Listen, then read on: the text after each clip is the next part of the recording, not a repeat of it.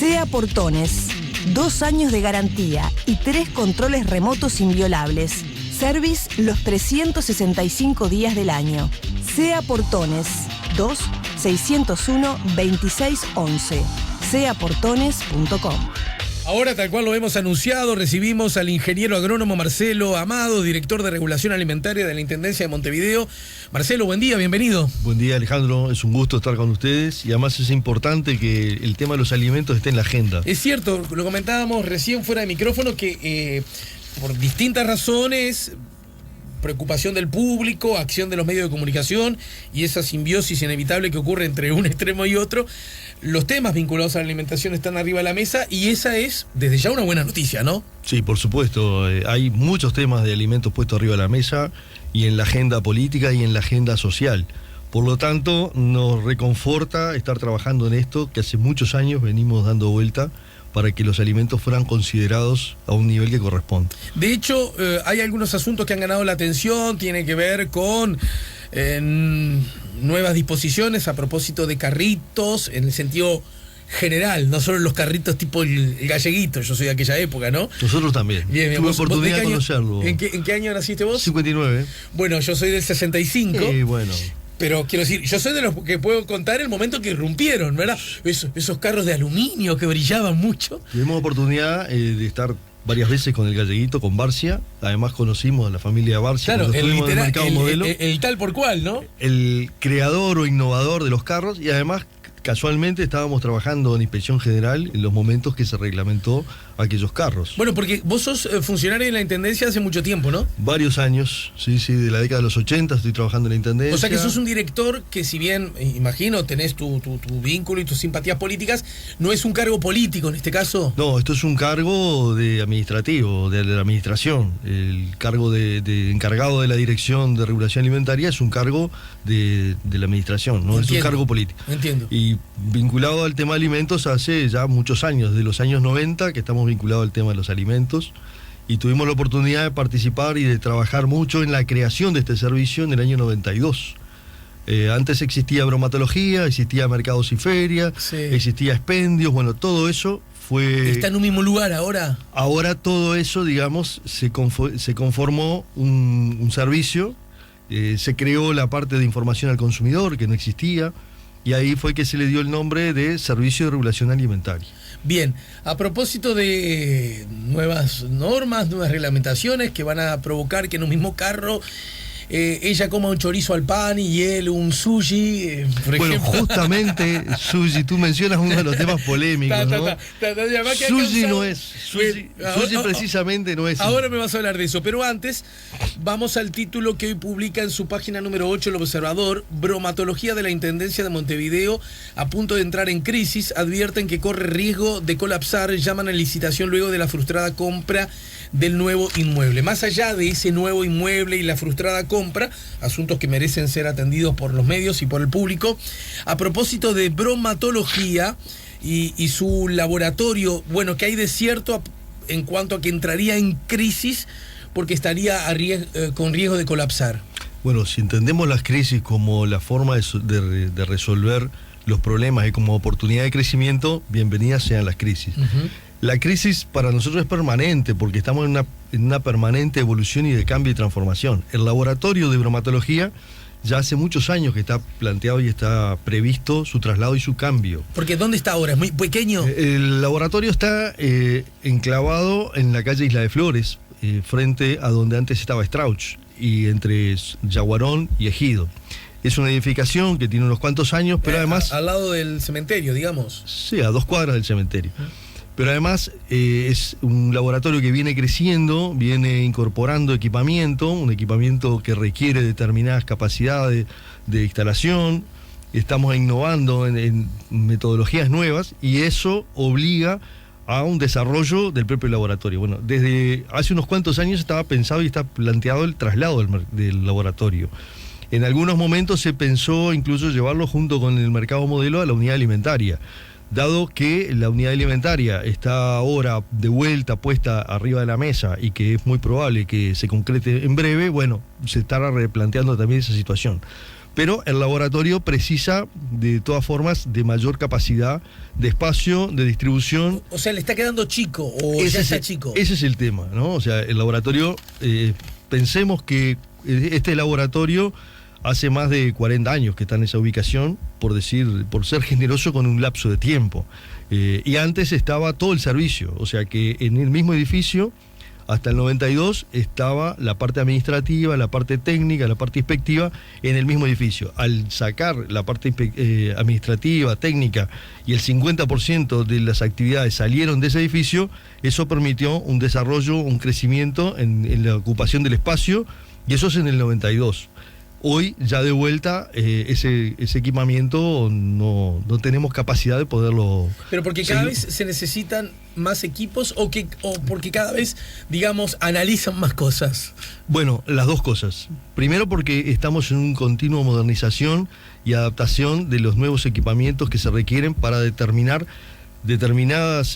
sustancias que van incorporándose en los alimentos. Eso, y el avance tecnológico, perdón la ignorancia, sí, ingeniero, pero el avance tecnológico no implica todo lo contrario, es decir, que cada vez necesitas menos espacio, porque aquella maquinota que analizaba no sé qué cosa, ahora en realidad es un simple dispositivo ignorante a la N. Dos cosas. Primero, es cierto lo que tú dices, pero también se precisan más equipos. Esos equipos, si bien hacen más cosas por unidad, hay que preparar la muestra. La preparación de las muestras requiere un espacio mínimo, y además tenemos mayor espacio de equipos, y esos equipos requieren instalaciones diferentes a las que, como tú bien dices, se precisaban antes. Pero por decir algo, los autoclaves, precisamos más autoclaves que antes. Los autoclaves son los autoclaves vendría a ser como una gran olla a presión donde se desinfectan todos los implementos que se utilizan a posteriori, ¿no? Sí, claro. Entonces, eso requiere de más espacio, requiere de mayor capacidad, y cada vez si bien son más modernos, se precisa mayor. Pero entonces el adjetivo colapsar aplica en efecto el colapso. No es el adjetivo que deberíamos aplicar en ese sentido.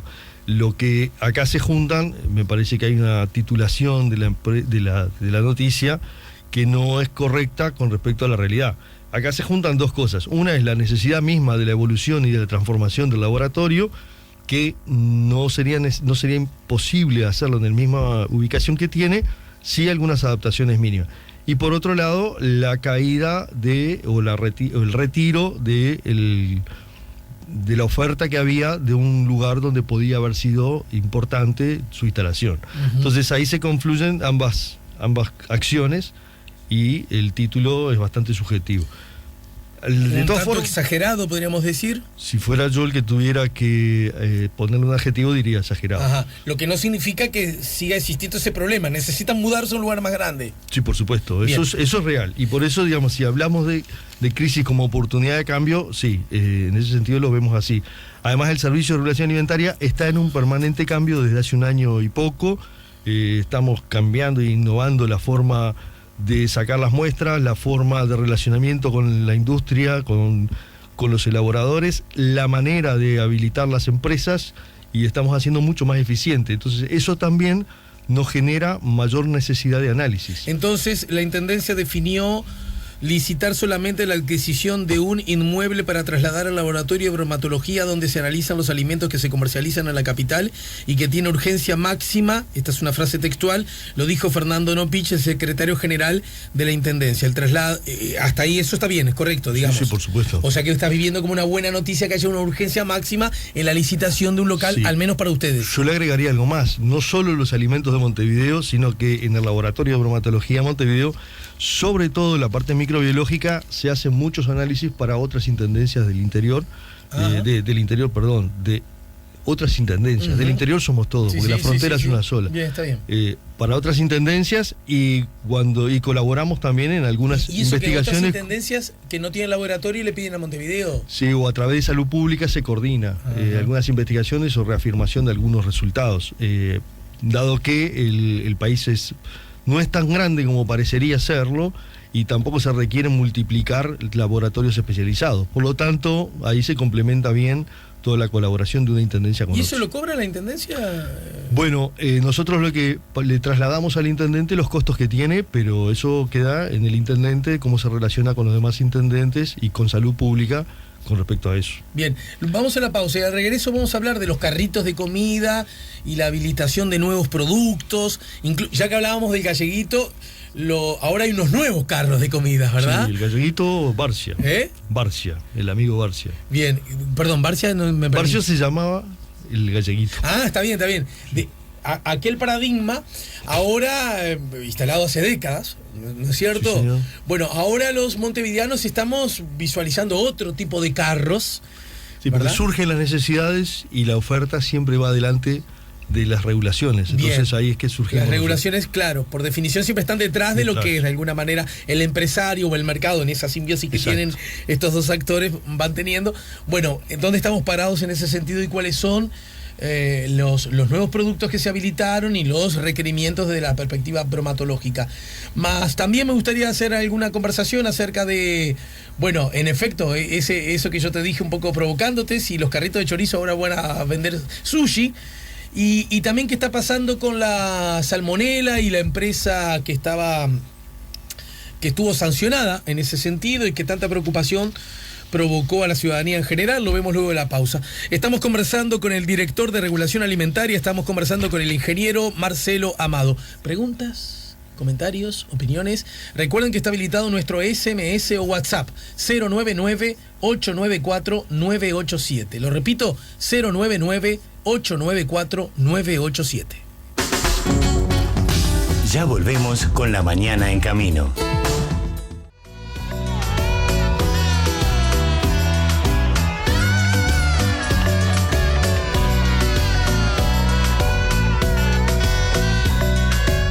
Los mensajes llegan a través del 099-894-987. Estamos conversando con el director de Regulación Alimentaria, Marcelo Amado. ¿Qué sos del diputado Colorado? Que yo sepa, no tengo vínculo, pero Ajá. capaz que por ahí tenemos algún parentesco. Porque los Amados no son tan poquitos, pero son tampoco tantísimos, ¿no? Creo que hay varias ramas Ajá. dentro del árbol que le dicen. Desconozco, capaz Sí, que si sí. algún día tenemos oportunidad de conversarlo con él, podremos indagar. Buen día, cuando se devolvió carne del extranjero, esa carne la comimos nosotros. Pregunto si la carne tenía rastros de química. ¿Qué medidas se tomaron para el mercado uruguayo? Bueno, arranco de esto. No, devolverse la carne del extranjero, creo que se refieren al tema de Brasil. Sí. Acá... Hubo en un caso para Estados Unidos, ¿no? Algún envío de un frigorífico. Bueno, ahí, si es en ese caso, ahí no sé, si fue con respecto al tema que se habló hace muchos años, eso se resolvió a nivel del Ministerio de Ganadería y eso no va al consumo interno. Cuando se devuelven si se devolvió carne realmente y volvió a estar en Uruguay, eso se destruye. Esos son los procedimientos del laboratorio. Lo que le estás diciendo al oyente es que Ganadería. no es que lo morfamos nosotros, entonces. No, eso no. No pasa al mercado interno y mucho menos al consumo. El director de Regulación Alimentaria de la Intendencia, Marcelo Amado, precisó que la empresa de catering donde se constató la presencia de salmonela sigue sin actividad, aunque no fue clausurada. Esto lo citó Diario El País días atrás. Aprovecho que estás acá ahora con nosotros para contarnos en qué está la situación de esa empresa, de esa suspensión, de esa potencial sanción, y cuál fue el origen de todo eso. De paso cañazo, ¿qué tan preocupados tenemos que estar a la hora de pedir una tortilla en un restaurante? Bueno, primero, vale la pena precisar un término. La clausura es un tecnicismo, es una actitud técnica jurídica donde hay una acción de clausura y media una resolución. Cuando hay temas de urgencia, como en estos casos, donde se detecta una falla de inocuidad en una empresa, se manda a parar directamente a la empresa y de común acuerdo la empresa cierra. En caso de que la empresa considere que no corresponde el cierre, no te escucho nada. Bueno, ahí sí se efectiviza la clausura. Bueno, la clausura implica una acción más del carácter jurídico departamental. En este caso no fue así, el empresario directamente tomó conciencia y conocimiento de la situación, cerró la empresa y en este momento está cerrada, no están elaborando y están reajustando los procesos. Cuando la empresa tenga los procesos para presentarlo, de cómo ha hecho la desinfección necesaria, cómo va a trabajar de aquí en adelante. Además tiene un apoyo técnico, porque se le sugirió a la empresa de que para salir de esta situación tenía que tener un apoyo técnico y presentar cuáles iban a ser todos esos procedimientos para salvar la situación. Una vez que tengan todo. Pero lo que hacía, lo hacía sin saber que lo estaba haciendo mal. Sí, la empresa en realidad no era que estuviera haciendo las cosas mal a conciencia, sino que lo que tenía era un descuido en algunos procedimientos de corroborar el ingreso de los ingredientes que compraba. Y ahí fue que se le introdujo este problema a través de algunos. Me siento una luz de alerta, director, porque pienso, y entonces qué número alto o chico o bajo, no lo sé, de empresas que están haciendo las cosas mal, no a conciencia. Vamos a hacer esto porque nos ahorramos 4 pesos y total no pasa nada, o nadie nos va a controlar, o no va a saltar, nadie se va a enfermar y seguimos para adelante y cuando nos toque, ¿no? Que esa podría ser. ¿Cuántos de esos están haciendo cosas mal sin saber que las están haciendo mal? Que a mí como ciudadano, lejos de pensar que lo otro peor, creo que ese es el escenario el peor, ¿verdad? Sí, yo te agradezco la pregunta. Justamente a raíz de eso, es que desde hace un año ya que estamos cambiando los procesos de habilitación y de inspección del sistema de regulación alimentaria. Y algunas empresas, o por el riesgo que tienen, o por su dimensión y alcance, estamos exigiendo asesoramiento técnico. Lamentablemente, en el año pasado, tú recordarás que hubo un suceso importante de listeria, que el Ministerio de Salud Pública presentó los casos, se trabajó muchísimo con esa contaminación que es una bacteria que se aloja y es muy compleja de sacar después que se aloja y requiere sistemas de higiene muy, muy exhaustivos. Bueno, esa situación nos dio a la luz de que había muchas empresas y empresas que trabajaban a conciencia y demás, pero que no tenían ni los conocimientos técnicos suficientes ni contaban con asesoramiento técnico para aseguramiento. Ajá. Y ahí fue que empezamos a transformar y cambiar. Entonces, hoy estamos a determinadas empresas exigiéndole el asesoramiento técnico.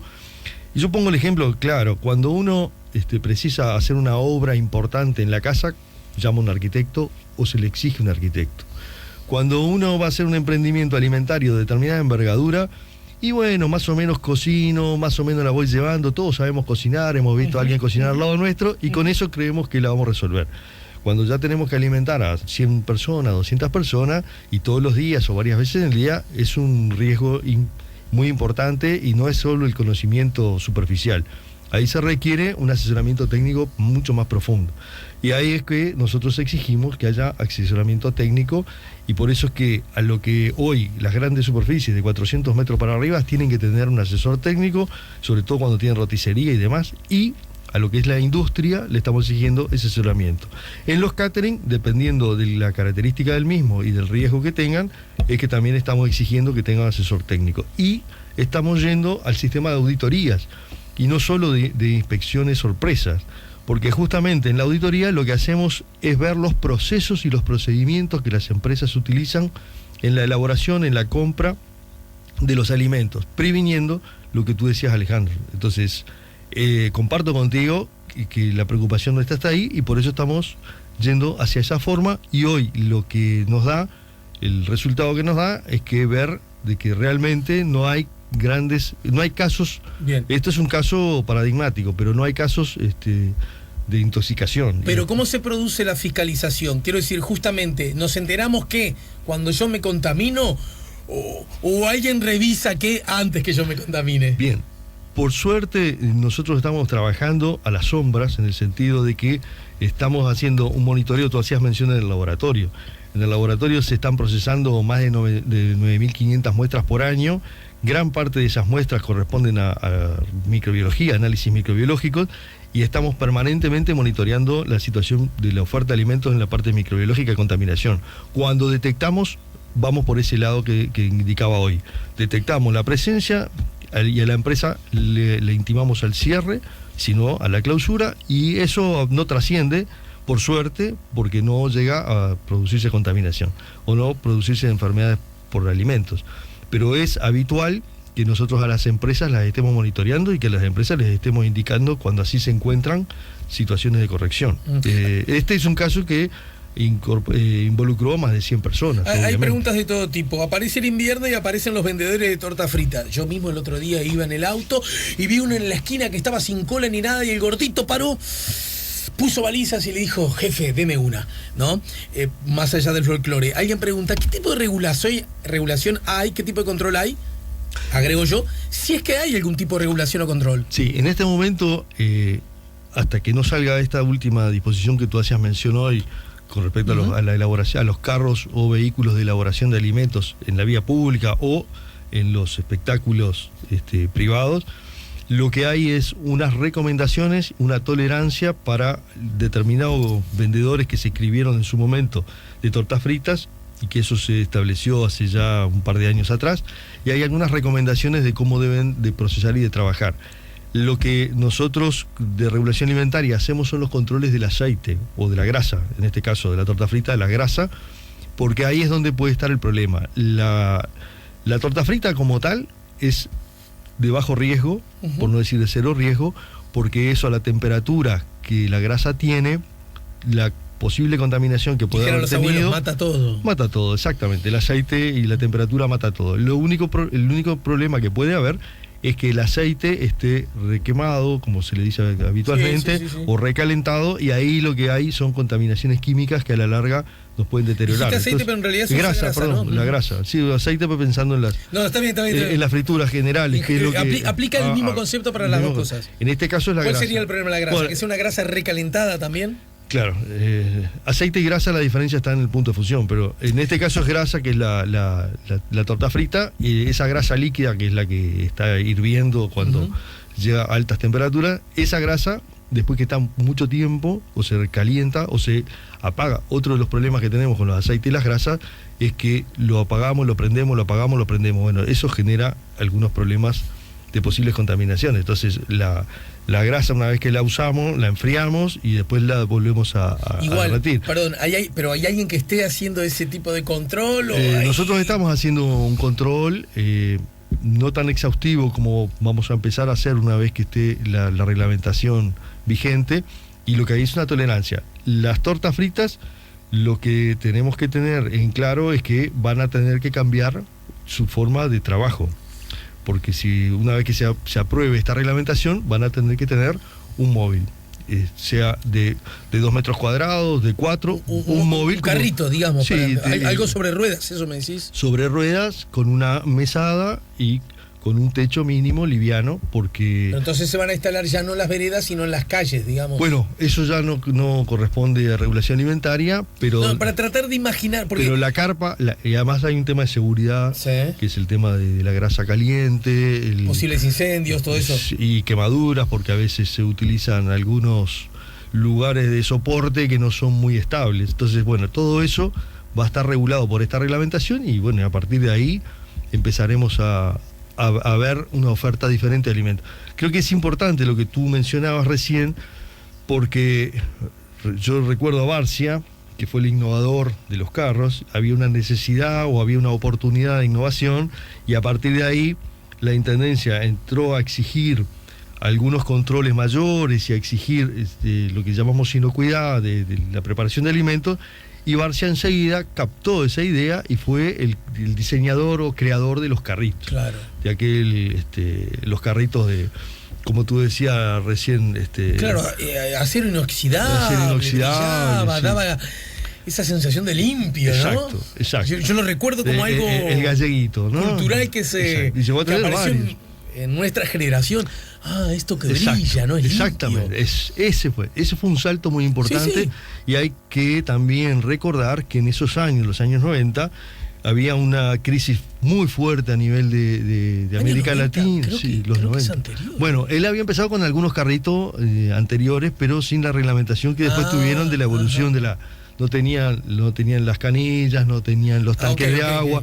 No tenían las piletas, digamos, o sea, eran aquellos carritos al principio que... Pues yo tenía un tío que siempre estaba en ese tipo rebuscándosela, y le pidió a mi viejo que es herrero que le hiciera un carro, pero eso era, y estábamos todavía en dictadura, Sí. lo recuerdo, Sí. y eso era porque a alguien ya antes se le había Sí, ocurrido sí. esta cosa más novedosa, ¿no? Sí. Probablemente aún sin tanta exigencia. Sin tanta exigencia. Bueno, ahí en los años 90, cuando en América Latina salió el alerta por el cólera, Sí. Montevideo tuvo, ahí tuvo unas medidas muy fuertes, la Intendencia de Montevideo, la División Salud y lo que era bromatología, Inspección General, tomaron medidas precautorias muy fuertes y ahí se elevó el estándar de lo que fue la venta ambulante o la venta callejera de alimentos. Y ahí entró todo lo que conocemos por los carritos. Y en ese momento, justamente Barcia, el galleguito, Ujú. hizo varios carros con ese tipo de característica y fue innovador. Pero hoy estamos Bien. en un proceso innovador mayor. De hecho, cito la diaria, Intendencia de Montevideo habilitó venta de nuevos productos en los carritos de comida y a su vez, cito El País nuevamente, tituló hace algunos días atrás, nueva reglamentación, los carritos de chorizos podrán vender sushi. Me parece interesante Bueno, este puntapié inicial para ingresar a... Es una picardía, ¿no? A ver. Lo del sushi es una picardía. Claro, a ver, justamente la normativa no puede ser el freno de la innovación, pero tampoco la innovación puede abusar de lo que es la inocuidad de alimentos. Entonces tenemos que ir adaptando de manera que la normativa permita el desarrollo, la innovación, permita ir a tono con las nuevas tecnologías. Cuando yo decía hoy, Alejandro, cuando en la década de los 90, inicio de los 90, se reglamentaron los que eran los carros de chorizo, obviamente había que ir por aquellos alimentos que no tuvieran riesgo, que se pudieran controlar, que no exigieran demasiada manipulación, y por eso es que se restringió la gama y la oferta de los alimentos que se podían vender.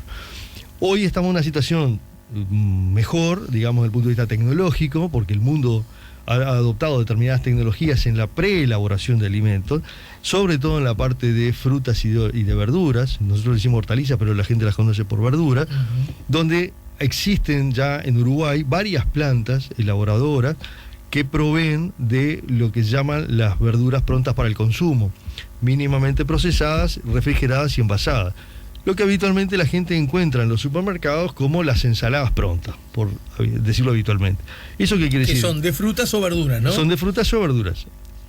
Tenemos un productor, tenemos el mercado modelo y tenemos la planta elaboradora. Esta planta adquiere esas verduras, las lava, las desinfecta, en algunos casos las pica, caso de la cebolla que está reglamentada ahora, y luego lo envasa.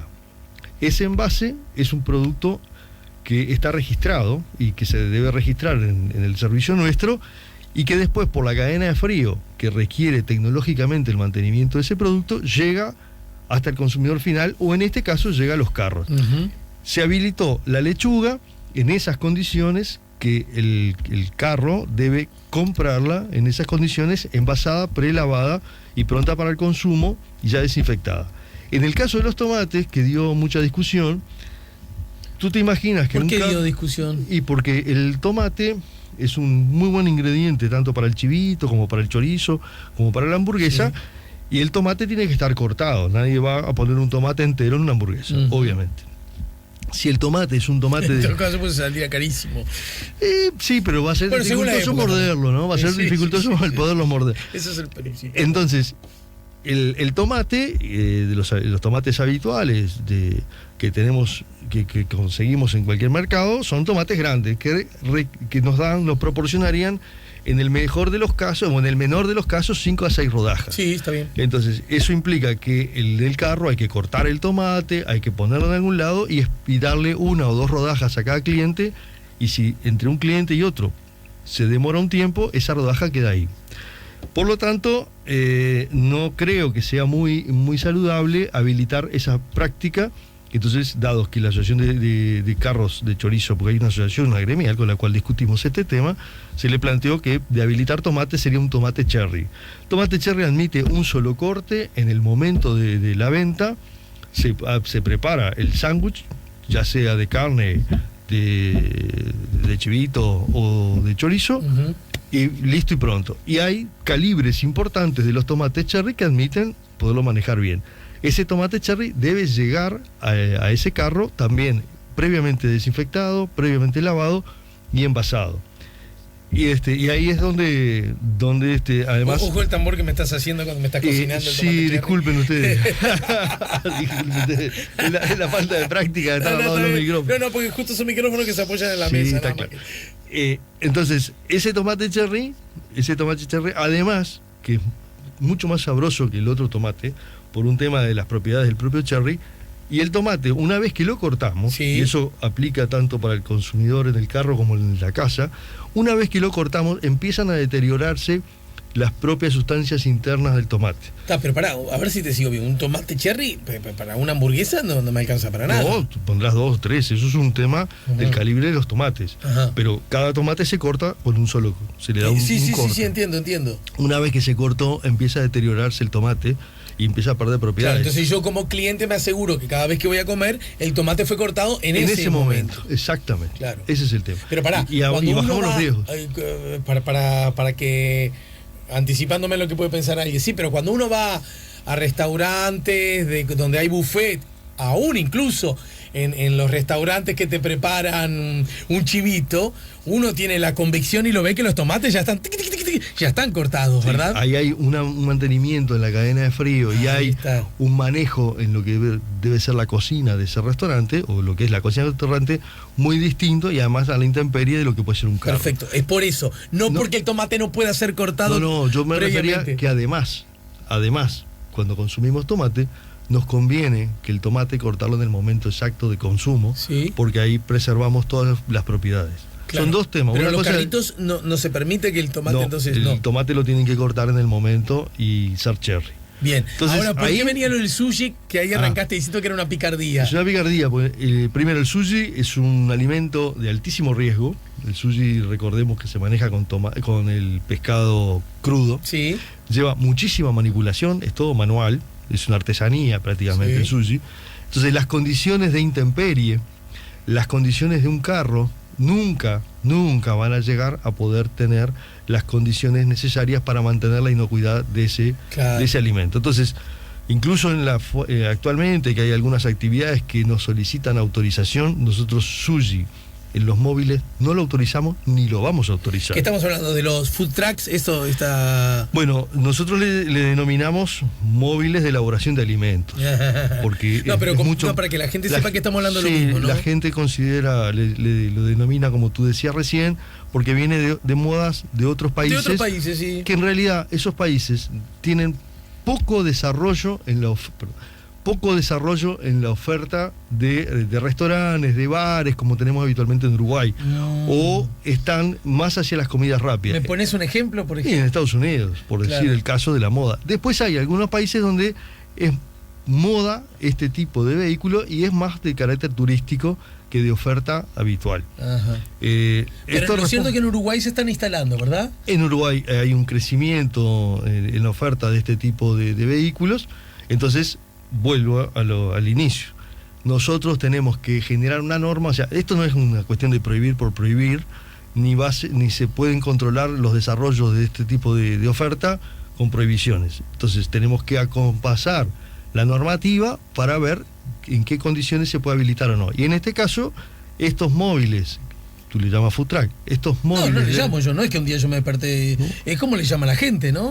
Bueno, pero digo, en realidad la definición en el castellano son móviles de elaboración de alimentos, o vehículos de elaboración de alimentos y de oferta de alimentos. Esos móviles tendrán que primero ser habilitados. Marcelo, pero a ver, ¿a quién conoce? Vos dices, che, vamos a la esquina que pusieron un móvil de elaboración de alimentos que parece que está buenísimo. Bueno, pero sería bueno que empecemos a usar nuestro lenguaje, que es rico. No, el castellano. está bien, pero en todo caso, a lo mejor para hablar de esos temas no traigo al director de regulación alimentaria, ¿no? Está bien, A lo pero mejor tenemos que ir por definiciones. No, está bien. Nosotros no tenemos que mover con pero normativa y definiciones. Como yo trabajo en un medio de comunicación, y un medio es eso, alguien que está en el medio, entre alguien que está escuchando y alguien que está hablando, si vos decís módulo de cosas alimentaria, y la gente a lo mejor no asocia que es el food trucks que se puso en la Plaza de Positos. ¿Me explico?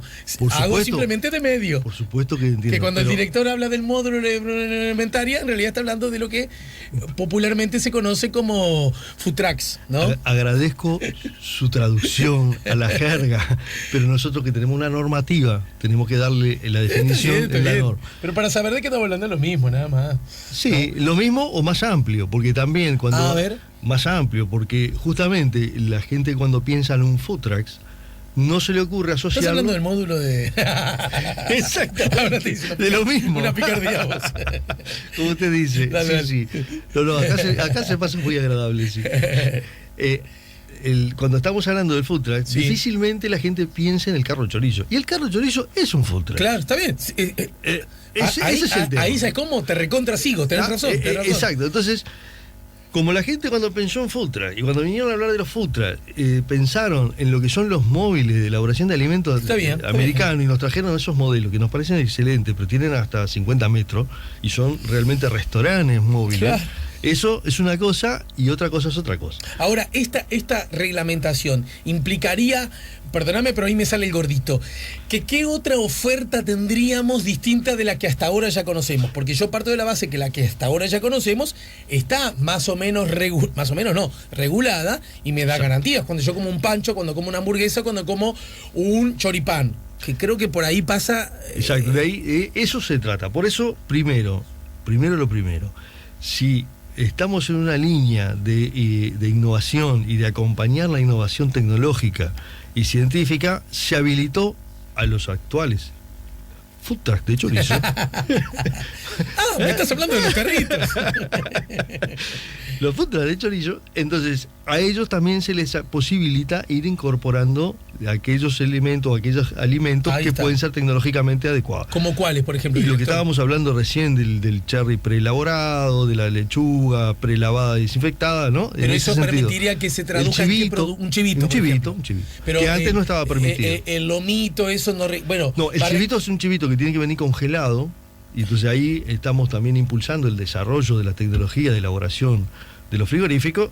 Tiene que venir congelado porque requiere un mantenimiento, una cadena por eso. de frío, y además las garantías de que ese chivito no es un chivito que lo compré en la carnicería y hace 3 días que lo tengo arriba del carro, Claro, por decirlo. Entonces, bueno, en ese marco es que nosotros decimos, es al revés, yo no les voy a, el servicio de regulación alimentaria no le va a indicar cómo debe ser el carro. Está bien, pero entonces Usted va a tener que ofrecer y decir, yo tengo este móvil con estas instalaciones y quiero hacer guiso. Y bueno, si nosotros analizamos que es posible Bueno, que tú hagan hiciste guiso... una cazuelita. Por eso dije que guiso, claro, porque hay cazuela. Hay claro. quienes... Bueno, si las condiciones de ese Pero, móvil... ¿hay esa chance hoy día? Sí, hoy hay con determinadas auditorías que hacemos, hay una tolerancia que se viene para eventos privados, se estaba autorizando punto a punto, pero eso requiere un costo muy alto para el servicio, porque tiene que estar inspeccionando cada vez que hay una actividad y viendo, y en algunos casos, y otra cosa, también cuando son varios los carros que intervienen en una actividad de estas características, le exigimos al organizador de la actividad la presencia de un técnico que nos dé las garantías y que le dé la garantía al consumidor de que todos esos carros que están ahí... Que en esas actividades especiales, la paella gigante, bueno, tiene que haber... la cazuela de mondongo más increíble. No, estoy hablando de las actividades que involucran a varios de los food trucks, de los carros. Esas como ferias. Exactamente. Ahí tiene que haber... Ferias gastronómicas, ahora está como un poquito de moda, ¿no? Exacto. Ahí le estamos exigiendo el respaldo de un técnico, y nos ha servido mucho porque... ¿Y un técnico qué es? Puede ser un nutricionista, puede ser un ingeniero en alimentos, técnico alimentario especializado en eso, que nos ha servido mucho porque la responsabilidad justamente está en el organizador, y el organizador a veces no conoce en profundidad quiénes son los que se van a instalar. Mirá que abrimos una puerta contigo en esta charla, que me parece que lo que a mí refiere no se va a cerrar, todo va a depender de vos para que más temprano que tarde nos reencontremos. Nosotros Incluso, el compromiso siempre está presente. Por eso, incluso subrayando lo que vos dijiste, qué bueno que ahora se hable más. Bueno, si se hable más se requiere del director. Nosotros creemos que es importante, y pueden venir otros compañeros técnicos puntualmente. Perfecto, toca sobre tú mirás concretos. asesorando. Para terminar, 2 asuntos. Primero, me quedo con que sí, lo más probable es que en un carro de alimentación no haya sushi. Es altamente improbable que eso ocurra, ¿no es cierto? Sí. Por lo menos como algo cotidiano y habitual. Sí, yo diría que nosotros los descartaríamos de plano. De plano, bueno. Ponele que a lo mejor hay una feria particular un día en el que. Pero bueno. Si se escapa. Si se escapa nuestra inspección. No, yo decía la fiesta del sushi, entonces van un día. Si es la fiesta del sushi, tendrá que ser en restaurantes y lugares establecidos con esas condiciones. Bueno, yo lo vivo en realidad de esa perspectiva con alegría por el paradigma de seguridad que esto implica. Y sin subestimar gustos ni anchos en cuanto al espectro de los sabores, que creo también eso nos hace más sabios desde toda perspectiva. Estoy a favor de que no se confunda. Tampoco se me va la vida si no puedo comer en la esquina de 18 de Río Branco y 18 un sushi, ¿no? Nos orientamos al comercio establecido que tiene las garantías. Bien, perfecto, que también cada vez los hay más. En todo caso, para terminar, no quiero despedirte sin que me cuentes algo acerca de lo que fue noticia semanas atrás. Salud Pública recomienda no consumir yerba mate con marihuana. Desde tu perspectiva, la Dirección de la Regulación Alimentaria, ¿dónde estamos parados en ese sentido? ¿Hay, no las hay? ¿Qué efectos tienen? ¿Cómo es posible que el Estado me diga no consuman esto, pero que a su vez esto está en las góndolas? Yo partía de la base que si estaba en las góndolas ya había una autorización previa. Se me rompió una cadena, un eslabón de la cadena a mí como consumidor. Dos consideraciones. No es marihuana, es cannabis. Y ahí está el tema de si es con efectos psicotrópicos o no tiene efectos psicotrópicos. En este caso, hasta donde nosotros conocemos, se presentó por parte de los interesados un proyecto de registrar yerba con cannabis.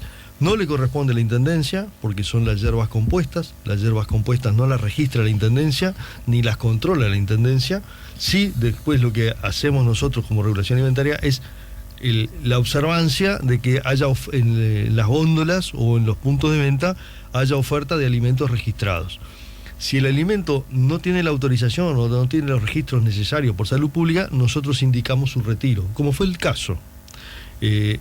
Cuando surgió la oferta y ante el anuncio público de que Salud Pública no lo estaba autorizando, y se indicó por parte del Servicio de Regulación Alimentaria que no debía estar expuesto ese alimento a la venta y fue retirado inmediatamente. Pequeño punto, porque quiero entender como ciudadano, como vecino de la ciudad, pero podría ser como vecino del Uruguay. Yo soy un supermercado, soy un almacén, ¿no?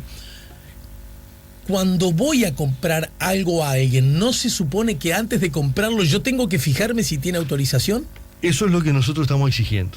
Que tú antes de comprarlo, tú antes de adquirirlo, tengas los recaudos y además hay una... Porque si no la lógica es perversa, director.